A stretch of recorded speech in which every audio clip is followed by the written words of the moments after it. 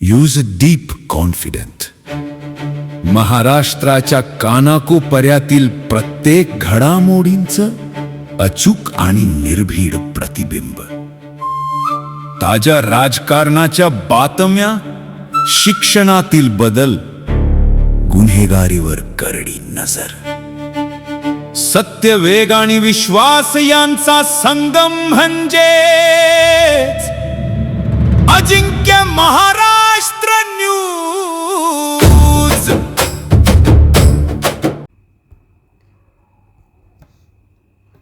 पुण्यात PMT चालकाचा बेजबाबदारपणा, रस्त्यावरच बस लावून झोप, मेन बिल्डिंगसमोर तासनतास ट्रॅफिक जाम. उपसंपादक श्री गणेश महाडिक.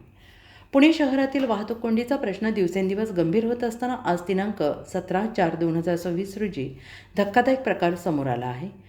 पुणे महानगरपालिका मेन बिल्डिंग समोरील मुख्य रस्त्यावर PMT बस चालकाने बेजबाबदारपणे बस उभी करून थेट झोप घेतल्याने मोठा ट्रॅफिक जाम निर्माण झाला.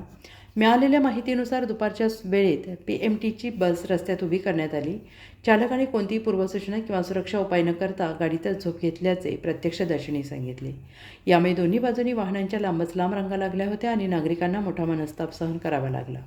या घटनेमुळे कामावर जाणारे कर्मचारी, विद्यार्थी तसेच आपत्कालीन सेवांना अडथळा निर्माण झाला. काही वाहन चालकांनी संताप व्यक्त करत संबंधित चालकावर कठोर कारवाई करण्याची मागणी केली.